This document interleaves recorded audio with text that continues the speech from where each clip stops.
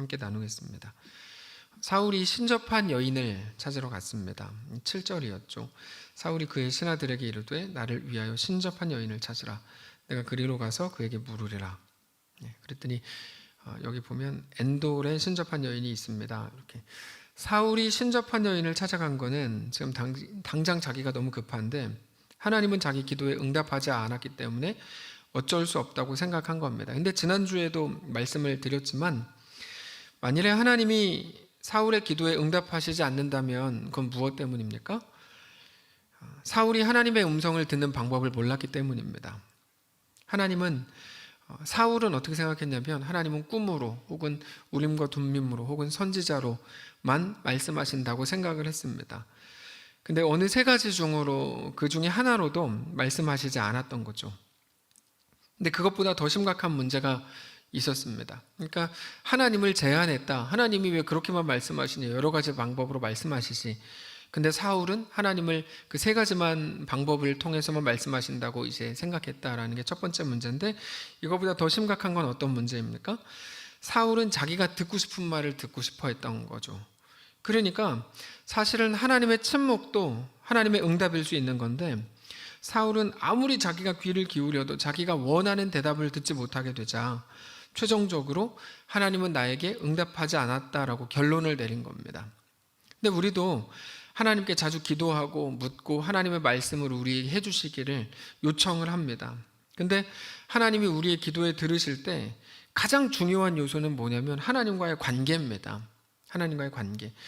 우리는 그 사람의 실력이 어떻고 가진 게 뭐 얼마가 있고 그 신앙적 경력이 어떻고 그가 얼마나 기도했고 얼마나 오래 기도했고 얼마나 간절히 기도했고 이런 거가 굉장히 중요한 거라고 생각을 하는데 하나님에게는 그렇지 않습니다. 하나님이 가장 중요하게 생각하시는 것은 하나님과 그 사람과의 관계입니다. 근데 오로지 자기의 기준의 틀에 하나님을 가두려고 했던 사울의 태도가 너무 어린아이 같은 태도인 거죠. 어린아이와 성숙한 자의 가장 큰 차이가 있다면 그 뭐냐면 대화, 설득, 타협, 소통에 관한 겁니다. 내 말 들어, 내 말만 들어. 어린아이들은 늘 그렇게 얘기합니다.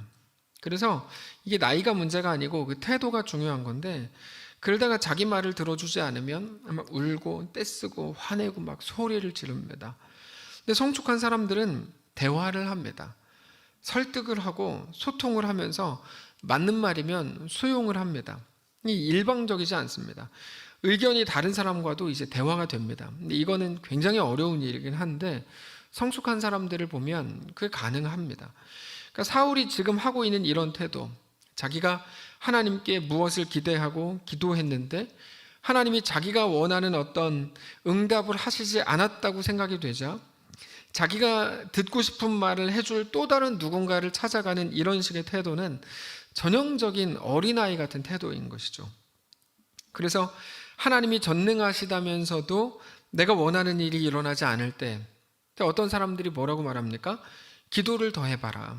기도를 더 간절히 해봐라. 이 말은 사실 우리가 하지 말아야 되는 말 중에 하나입니다. 기도는 그런 게 아니기 때문입니다. 왜 기도를 더 해보라 그러죠? 기도를 더 해보라고 하는 이유가 뭘까요? 하나님이 귀가 어둡습니까? 그래서 더 크게, 더 길게, 아니면 뭐 때를 쓰라는 얘기입니까? 기도는 그런 게 아닙니다. 그럼에도 내가 원하는 게 있으면 밤새 기도해가지고 뭐 소나무 뿌리를 뽑기까지라도 하면서 그렇게 간절하게 부르짖으면 얻어낼 수 있다고 생각하는 어린아이 같은 태도는 사실 성경적으로 옳지 않습니다.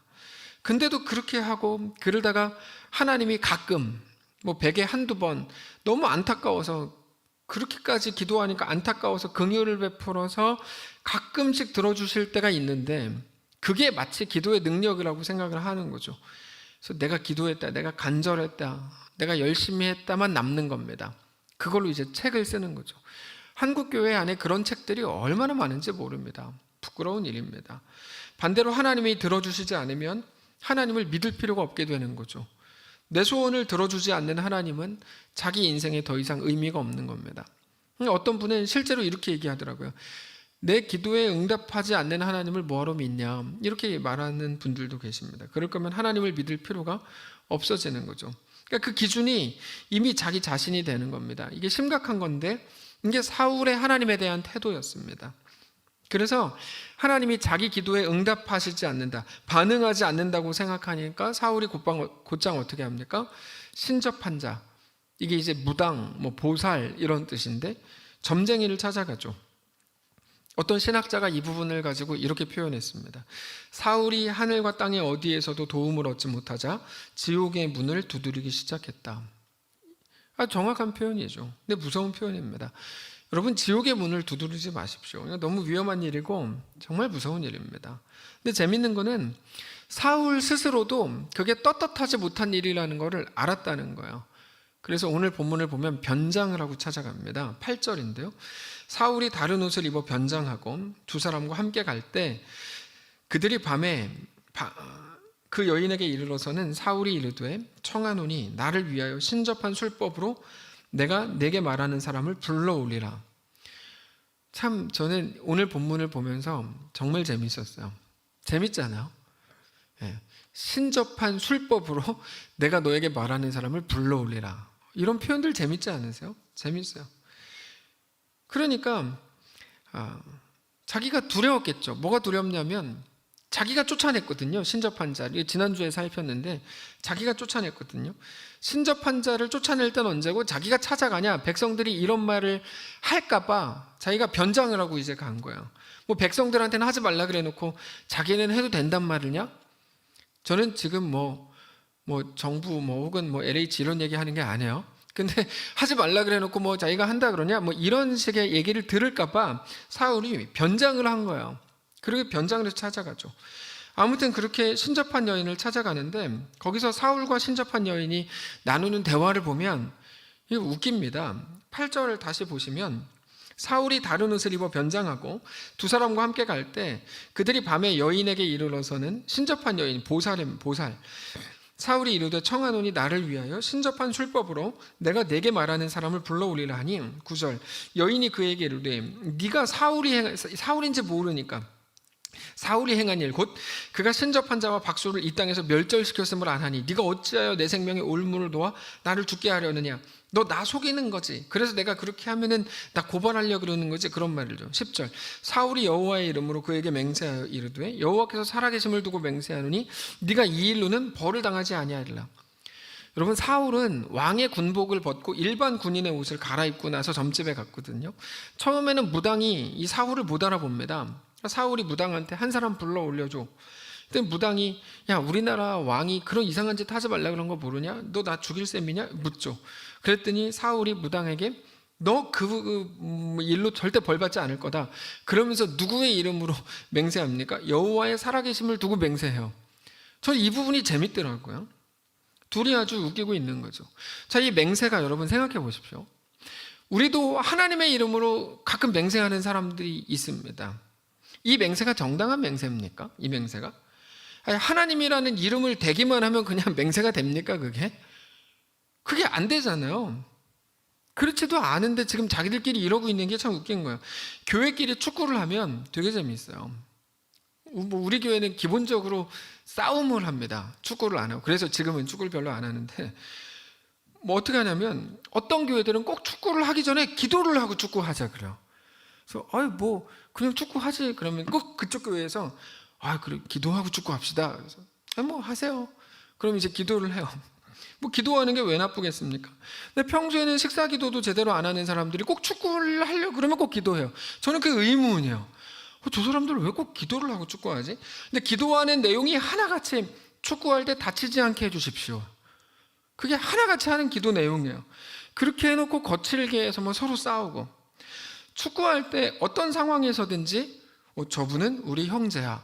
주 안에서 우리는 가족이야. 이런 마음을 가져야 상대방에 대해서 참을 수 있고 안 싸울 수 있는 건데 그냥 시작할 때 안 다치게 싸우지 않게 해주십시오. 기도한다 그래서 안 싸우는 게 아니거든요.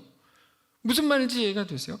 그러니까 우리 교회가 기도 안에서 싸웠다는 게 아닙니다. 여러분, 사울을 보십시오. 사울이 얼마나 웃기냐면 하나님의 이름으로 맹세합니다. 신접한 여인한테. 전형적인 종교인이죠. 전형적인 종교인이에요.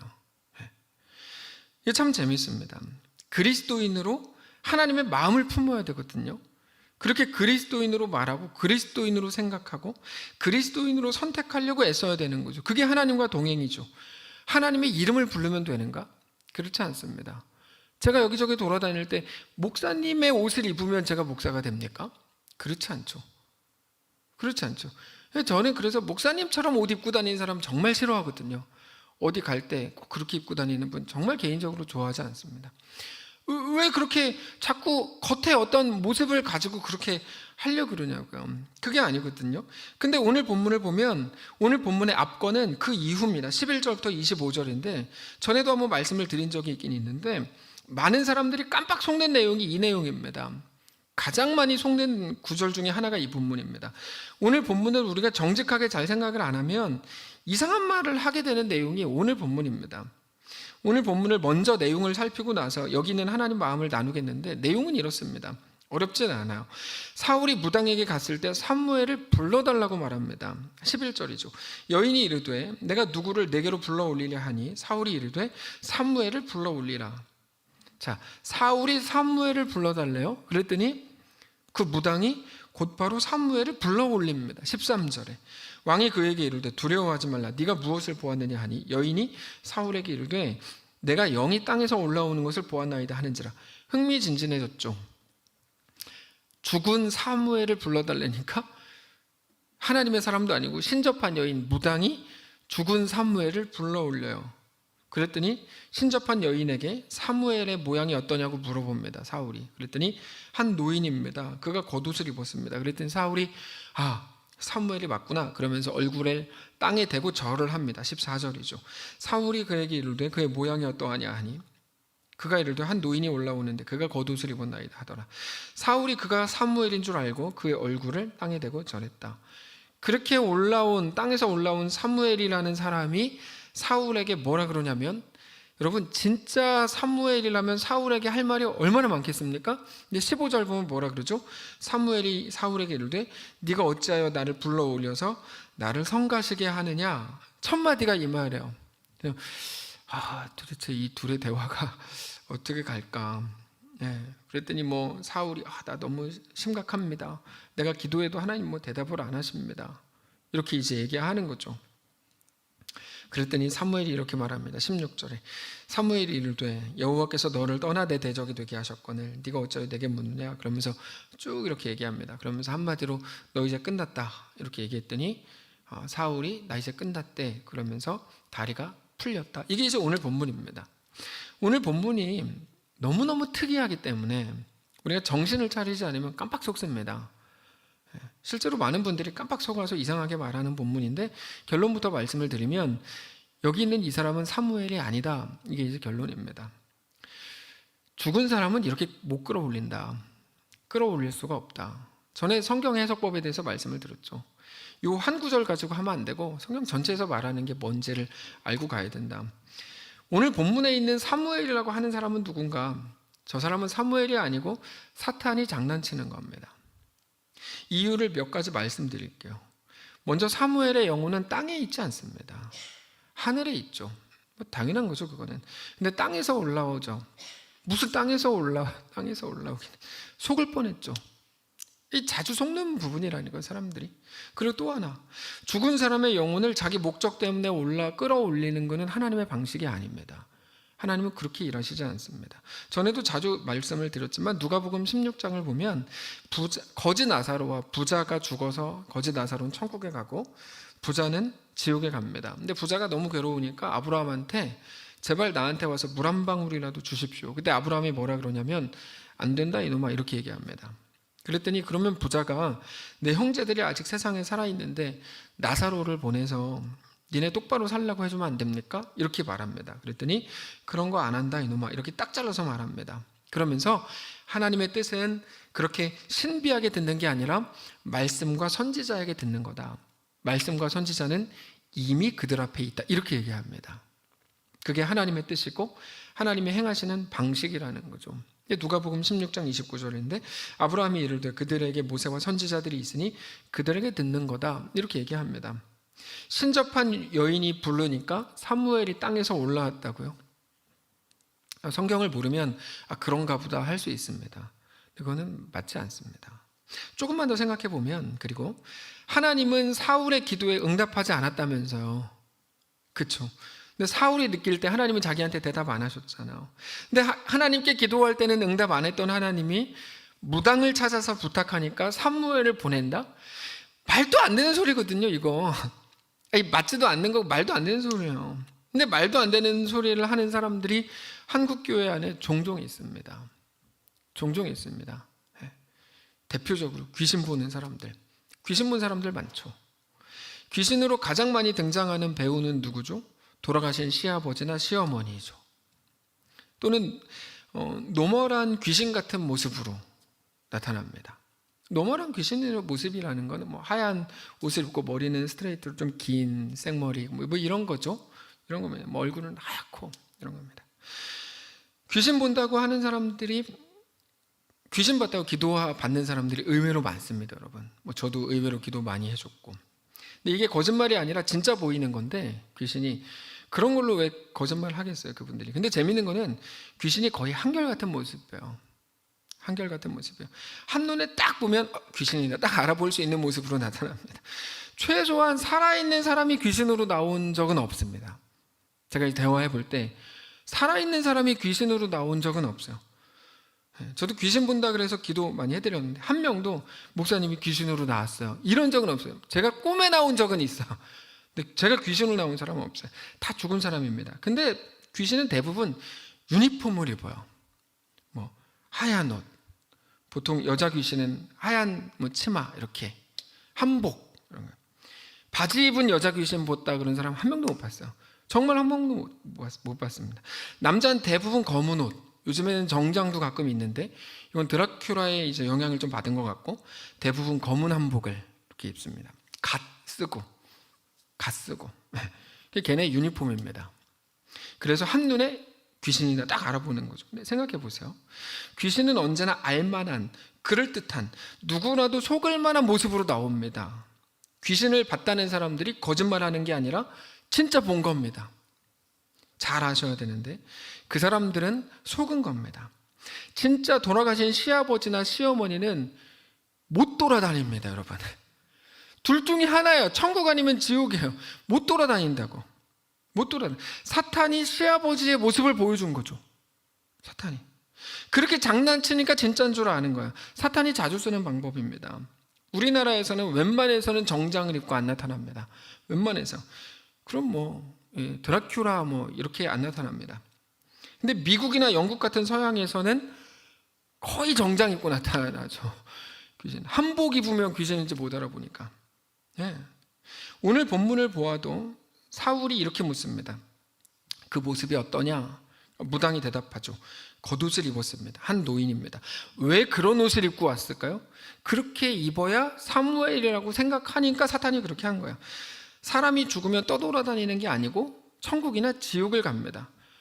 생각해 보세요. 떠돌아다니면 얼마나 재밌겠어요. 전 상상을 해봤는데 너무 재밌을 것 같아요. 재밌겠어요. 저 너무 재밌을 거예요. 그게 형벌입니까, 그게? 남자 귀신은 뭐 다 여탕에 가 있고 뭐 이런 일들이 너무 많을 거 아니에요. 말도 안 되는 소리죠. 그러니까 그리스도인들이 막연한 두려움에 무서워서 떨지 말아야 됩니다. 사탄이 장난치는 겁니다. 그냥 사탄 꺼져라 이렇게 하면 됩니다. 귀신은 무서운 게 아니라 더러운 거죠. 냄새 나니까 더럽다 하라 이렇게. 더 분명하게 하시려면 공포 영화를 보지 마세요. 제가 꼭 추천드리는데 영적으로 진짜 안 좋거든요. 요즘에 뭐 드라마도 뭐 좀비 뭐 이런 거 나오더라고요. 뭐 하는 짓들인지 모르겠어요. 어린이들이 보는 건 신비 아파트인가? 뭐 저희 집은 뭐 못 보게 하지만 얼마나 영적으로 이게 우리나라가 지금 심각해지고 있는가를 정말 보여주는 하나의 그림이에요. 너무 심합니다. 너무 심하고요. 개념 없는 어린이들은 개념 없다고 합시다. 개념 없는 어린이들이 막 집에 틀어놓고 뭐 부모님들은 뭔지도 모르고 뭐 봐? 신비 아파트. 그 신비한 건가 보지? 봐 뭐. 이거는 아니죠. 그건 아니에요. 그렇게 하시면 안 돼요. 애들 뭐 어플부터 해가지고 정신이 없는 거죠, 부모님들이. 그거를 집에서 귀신 나오는 거를 집에서 허용하고 보라 그런다고 애들한테 그러면 안 됩니다. 여러분 공포 영화 안 봤으면 하얀 소복 입은 그 여자가 귀신인 줄 어떻게 알아요? 몰라요. 이쁘네. 그냥 그럴 수는 있는데 그렇지는 않죠. 예, 드라큘라를 봐도 멋있다 그러겠지. 그걸 모르면 그 귀신인지 어떻게 하냐고요. 그런데 TV에서 본 게 있으니까 귀신인 것 같은데 맞다 귀신인가 보다 무서워 이렇게 되는 거예요. 그래서 성도의 가정에서 공포 영화 보는 거, 애들한테 보여주는 거 진짜 어리석은 일이고 상 어리석은 일입니다. 상 어리석은 일 하시면 안 됩니다. 오늘 본문을 보십시오.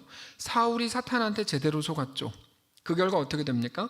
이게 사탄의 함정이었다고 하는 가장 강력한 증거인데 사울은 그를 보자마자 힘이 쑥 빠집니다. 20절에요.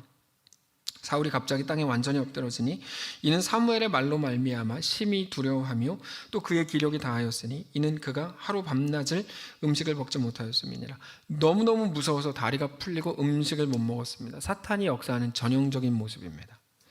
하나님은 어떻게 역사하시는 줄 아세요? 심각한 두려움에 빠뜨려서 아무것도 못하게 하는 방식으로 일하시지 않습니다. 하나님은 회개할 일은 회개하게 하시고 다시 가슴이 뜨거워져서 일어날 힘을 주십니다. 하나님은 살리는 영입니다. 되게 단순해요. 아주 쉽습니다. 오늘 본문이 어렵지 않아요. 근데 생각을 안 하면 되게 복잡해집니다.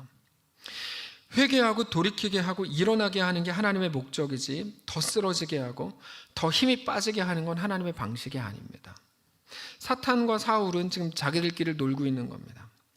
형제죠. 형제 사탄과 사울. 사자 돌림으로. 이름도 비슷하죠.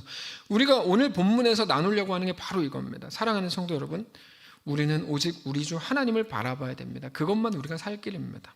하나님은 우리가 원하는 것을, 우리의 원하는 것을 채우기 위해서 이용하고 활용하는 어떤 램프의 지니 같은 존재가 절대로 아닙니다. 자기가 원하는 게 있으니까 물어봤는데 대답을 안 하니까 신접한 여인을 찾아가가지고 이거 어떻게 해야 되냐고 묻고 그걸로 듣고 내가 하겠다. 하나님은 우리가 그렇게 이용해 먹는 분이 아닙니다. 하나님은 여러분 인격을 가진 분입니다. 하나님이 우리를 대하시는 방식은 인격입니다. 그래서 성경에 제일 많이 나오는 말이 믿음과 사랑이거든요. 믿음과 사랑이라는 거에 특징이 있는, 공통점이 있는데 뭐냐면 둘 다 대등한 위치에서 하는 거예요. 대등한 위치. 자, 아담과 하와가 죄를 지었습니다. 우리 같으면 어떻게 해야 되죠? 당연히 죽이죠.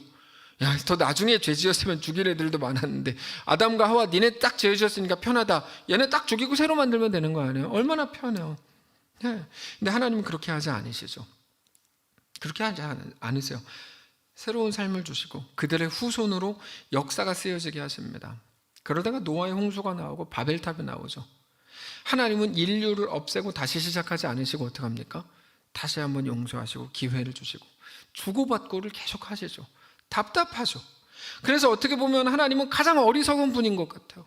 왜 저렇게 하시지? 이해할 방법이 없습니다. 그러다가 어디까지 갑니까? 아들 독생자 예수님을 인간의 몸을 입게 하고 우리를 위해 이 땅에 내어주셔서 우리를 대신해서 죽는 자리까지 보내십니다. 왜 이렇게 하실까? 하나님 진짜 왜 이렇게 하실까? 근데 거기에서 믿음과 사랑이라는 말이 나오는 겁니다. 믿음과 사랑이라는 말은 대등한 인격으로 대한다는 말이거든요. 하나님은 우리를 정말로 인격적으로 대등하게 진심으로 대하십니다. 그래서 소리 지르면서 내 말 들어 라고 하지 않으시고 어디까지 갈래? 대신 내가 같이 갈게 이렇게 말씀을 하십니다. 너 어디로 갈래? 그래 그렇게 해보자. 이게 이제 답답할 노릇이죠. 우리는 정해주면 좋잖아요. 하나님의 뜻을 정해서 우리한테 말해주면 좋은데 우리한테 그렇게 하지 않으시고 선택을 하려. 그래서 우리가 이렇게 된 거예요. 선택을 하려. 그래 그렇게 해봐. 그게 둘째 아들이잖아요. 대신 나랑은 같이 가야 돼 이렇게 하시죠. 그게 어떤 수렁이라도 허락을 하십니다. 그리고는 이렇게 부르세요. 어땠어?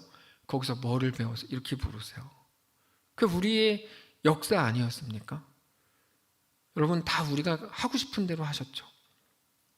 아닌가요? 저는 제가 하고 싶은 대로 했어요. 근데 우리가 다 마찬가지일걸요. 하고 싶은 대로 했는데 하나님은 그 순간에도 우리랑 같이 하셨어요. 이 말을 헷갈리는데 하나님이 나랑 어떤 순간에도 같이 하신다는 말은 그러므로 내 삶이 다 형통하고 평안하게 풀린다는 말이 아닙니다. 하나님은 우리가 어디로 가도 버리지 않는다는 말인데 하나님 물으시죠. 거기서 뭐를 배웠어? 우리는 내가 결정한 자리에서 한 가지를 배우죠. 세상은 죽이고 망하게 하고 빼앗는 것밖에 없다는 것을 배웁니다. 그게 둘째 아들이잖아요. 그냥 하나님은 우리를 앉혀놓고 수업 시간처럼 어떤 텍스트 하나 주고 문장 하나 주고 이렇게 율법으로 하지 않으십니다. 어떻게 하시죠? 정황 속에서, 인생과 시간 속에서 그렇게 체득하게 하시고 그렇게 정황으로 말씀하시죠. 하나님은 우리를 그렇게 인격으로 대하십니다. 그게 하나님과 우리와의 관계입니다. 인격적 관계. 근데 우리는 하나님을 도구로 쓰려고 그러는 거야. 자꾸만 도구로 쓰려고 그래요. 내가 원하는 거를 기도라는 그럴듯한 이름으로 외치고 하나님이 들어야 된다고 생각해요. 응답해야 된다고 생각합니다. 사울이죠. 하나님은 우리에게 그걸 원하시지 않고 같이 가자. 같이 가는데 네가 생명을 가진 자로서 네가 정말 가치 있고 소중한 인생이 무엇인지 알아가게 하시는 방식으로 계속 그렇게. 여러분, 그래서 어떤 분이 한마디를 하셨는데 저는 동의합니다. 요즘에 신앙이 정말 점점 무너져 간다. 그래서 평균 수명이 늘어나는 것 같다. 이런 말씀을 누가 하셨는지 전 동의해요. 전에는 한 4, 50, 5, 60이면 이제 하나님의 사람으로 변화되고 죽을 수 있는데 지금은 그렇게 못하니까 80, 100살까지 가는 거예요. 문제가 생기면 문제를 해결하는 분으로, 아픔을 해결하고 상처를 치유하고 외로움을 달래주고 마음의 평안을 주는 분으로 자꾸만 도구로 씁니다. 하나님을 쓴다는 표현도 기분 나쁜 표현인데 우리는 진짜 그렇게 합니다. 그러다가 어디까지 가죠? 이거 꼭 하나님이어야 되나? 누구라도 내 기도를 들어주고 내 문제 해결해주면 되는 거 아닌가? 그러니까 신앙인은 점점 사라지고 종교인들만 막 늘어나는 거예요. 그게 사울입니다. 그래서 신접한 여인을 찾은 거죠. 구약 역사 내내 그런 일이 있었던 겁니다. 그래서 바알을 섬기고 아세라를 섬긴 겁니다. 여러분, 우리가 잘 아는 것처럼 이스라엘이 한 번도 하나님을 버린 적이 없습니다. 그게 사실입니다. 하나님을 버리긴 왜 버려요?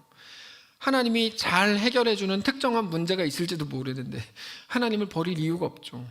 다만 다른 신을 같이 섬기죠. 특성에 맞게. 그래서 실제로 태양의 신, 바다의 신, 풍요의 신 이런 식으로 신들의 전공 분야를 다 만들어 놨잖아요. 하나님은 오늘 우리에게 이 본문을 통해 무엇을 요구하십니까? 하나님을 인격적으로 바라보라는 거죠. 그건 단지 감정으로 되는 게 아닙니다. 하나님이 우리에게 어떻게 행하셨는지를 기억하는 겁니다. 하나님은 우리를 위해 말씀을 주셨고 선지자들을 주셨는데 사람들은 모두를 죽였습니다.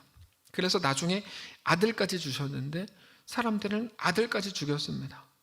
근데 하나님은 그러므로 우리를 찢어 죽인 게 아니라 용서하셨고 새롭게 생명을 주셨고 지난주 말씀으로 보면 정말 영광스럽고 명예롭게 살 수 있도록 해주셨습니다.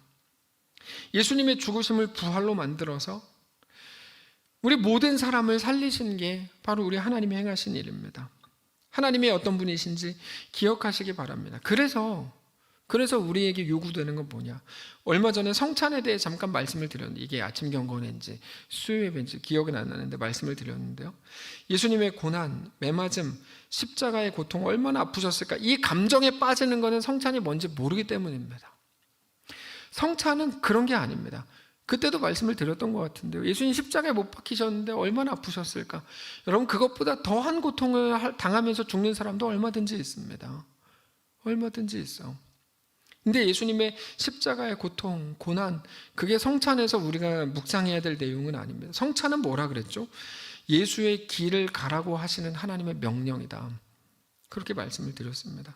그거를 위해서 그 십자가의 길, 좁은 길, 그러나 생명의 길로 가는 것을 기억하고 기념하라고 하신 게 성찬입니다. 성찬식을 할 때마다 주님, 내가 내 원하는 대로 살지 않겠습니다. 주의 요구와 주의 명령대로 살겠습니다. 나는 주의 백성입니다라고 계속 고백하라고 하는 게 성찬을 하라고 하신 명령, 이유입니다. 얼마나 아프셨을까? 그건 예수님의 고난을 바라보는 제대로 된 마음이 아닙니다. 나도 그 길을 걷겠습니다.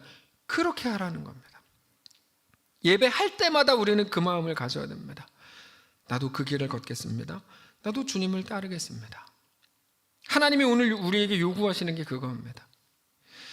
하나님을 나의 안정과 잘됨과 복을 위한 수단으로 쓰지 마시고 제발 그러지 마시고 나도 그 길을 가겠습니다. 그 길 걷겠습니다 라고 하는 그 고백. 나도 주님과 함께 가겠습니다. 주님의 길을 걷겠습니다. 주님, 정말 이 고통의 길, 너무 어려운 길은 저 사람한테 맡기시고 이렇게 하지 마시고, 이렇게 하지 마시고 내가 주님의 길을 걷겠습니다. 이 고백으로 가득 채우시기를 바랍니다. 그게 우리에게 요구된 하나님의 명령이요, 우리가 살아야 될 도전인 것을 기억하시기 바랍니다. 우리 함께 찬양하겠습니다. 주님 다시 오실 때까지 그 찬양할까요? 주님 다시 오실 때까지 A 코드로 찬양할까요?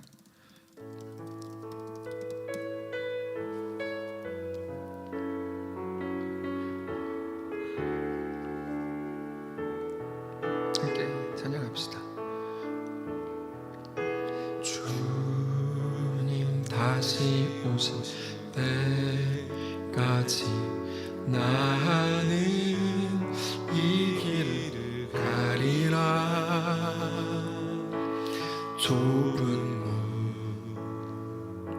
좁은 길 나의 십자가 지고 나의 가는 이 길 끝에서 나는 주님을 보리라. 영광의 주님 나를 맞아 주시리. 주님 다시 오실 때까지 나는 일어나 달려가리라.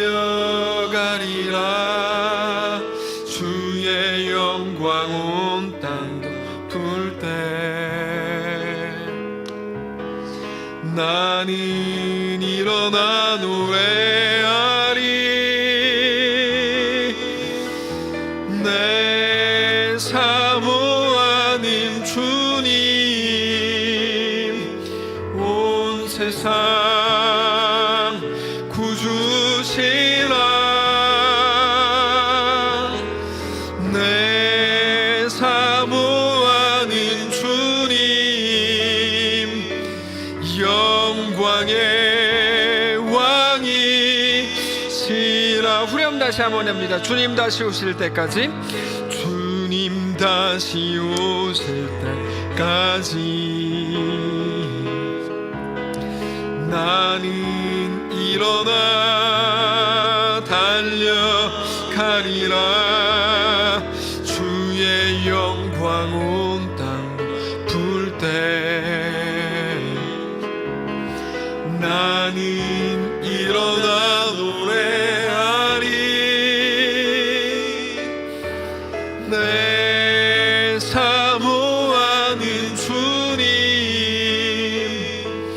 온 세상 구주시라. 내 사모하는 주님 영광의 왕이. 다 같이 눈 감고 고백합니다. 내 사모하는 주님, 내 사모하는 주님 온 세상 구주시라.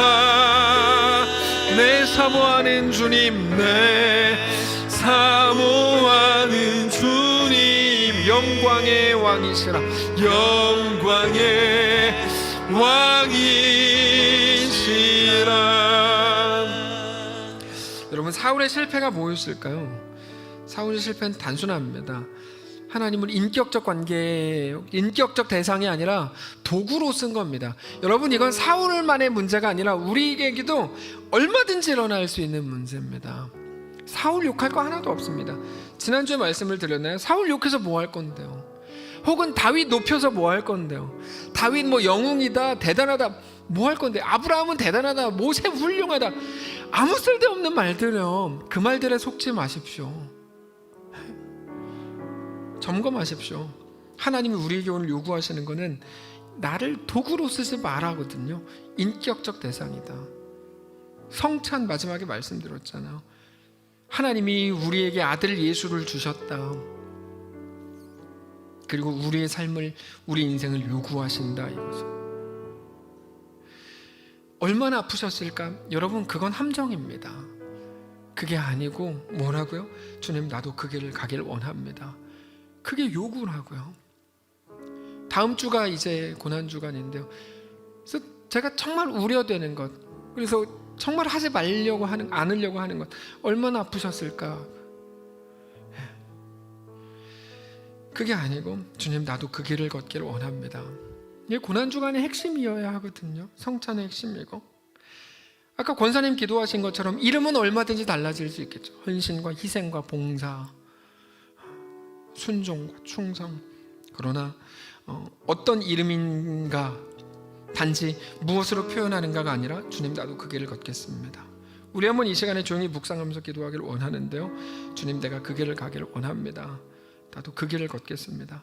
주님을 따르기를 원합니다. 하나님이 수많은 선지자들을 보내시고 말씀을 주셨는데 우리는 계속 죽이고, 아들까지 보내주셨는데 우리는 죽이고, 근데도 여전히 우리를 사랑하고 내가 너를 포기하지 않는다 말씀하신 하나님 앞에, 주님, 내가 이제 알겠습니다. 나도 그 길을 가겠습니다. 주님이 내 잘됨, 내 평안을 위한 수단 아닙니다. 내가 그 길을 걷겠습니다. 조용히 묵상하면서 기도하겠습니다. 기도합시다. 살아계신 하나님, 주님 앞에 서기를 원합니다. 아버지 하나님, 내 목적 달성을 위한 도구로만 하나님을 썼던 우리를 불쌍히 여겨주시길 원합니다. 사울은 욕하지만 우리가 사울이었습니다. 불쌍히 여겨주옵소서. 하나님, 우리 가운데 함께 하시고 하나님 거룩한 은혜와 역사 안에 그렇게 걷기를 원합니다. 그렇게 가기를 원합니다. 우리 삶을 하나님 앞에 내어드리길 원합니다. 아버지 하나님, 단순한 감정에 빠져 있지 않게 하시고 우리의 오늘의 삶을 하나님께 내어드리는 우리의 젊음과 우리 인생과 우리 모든 시간과 하나님, 우리 역사를 주님께 올려드리기로 결정하는 사랑하는 모든 우리의 삶이 될 수 있도록 인도하여 주시옵소서. 하나님의 놀라운 은혜 가운데 거하게 되기를 원합니다. 하나님 붙드시고 역사하시고 거룩하게 인도하여 주시옵소서. 아버지께서 붙잡아 주시옵소서. 하나님, 성도들 위로하시고 하나님의 놀라운 은혜 가운데 그렇게 거하는 사랑하는 모든 성도를 될 수 있도록 아버지 하나님 인도하여 주시옵소서. 아버지 하나님 붙들어 주시옵소서. 함께 하시옵소서. 거룩하신 하나님께서 역사해 주시옵소서. 살아계신 하나님, 우리를 사랑하시되 죽기까지 사랑하신 그 주님의 마음, 주님의 모습, 주님의 생명, 우리가 오늘 기억하기를 원합니다. 단지 수많은 신들 중에, 수많은 나를 편안하게 해줄 도구 중에 하나로 여겼던 사울 욕할 거 하나도 없습니다. 우리도 그 자리에 설 때가 너무 많습니다. 그럴듯한 이름으로, 대단한 종교심으로 하나님, 우리도 그 자리에 서 있었을 때가 너무 많았습니다. 우리를 불쌍히 여겨주시기를 원합니다.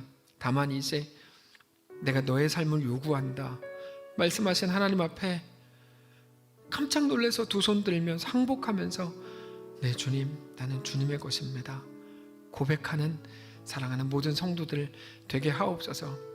어떤 확신 요구하는 거 아닙니다. 그냥 불안함 속에, 두려움 속에 조마조마하면서 지금 방콕과 치앙마이를 거쳐 위앙빠빠오에 들어가 있는 그 한 영혼처럼 우리 역시 주님, 우리도 잘 모르겠고 이 선택이 내 미래를 위해 어떻게 작용하게 될지도 모르겠는데 주님이 나를 위해 오셨고 죽으신 것처럼 내 삶도 주님께 내어드립니다.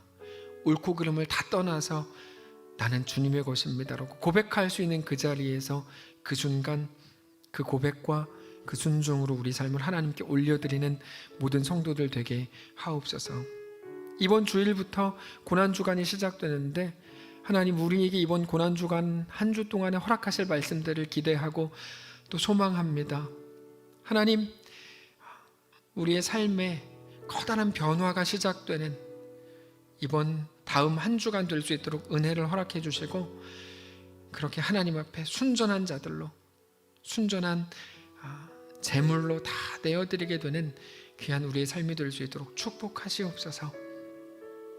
위로가 필요한 분들에게 위로 허락하시되 그 위로가 단순한 안정이 되지 않게 하시고 내 삶을 주님께 내어드리는 그 더 거룩한 결단으로 나아가게 하시고 위급한 모든 성도들 가운데 찾아가셔서 주님만 허락하실 수 있는 놀라운 은혜가 가득 채워지는 귀한 모든 성도들의 삶이 될 수 있도록 축복하시옵소서.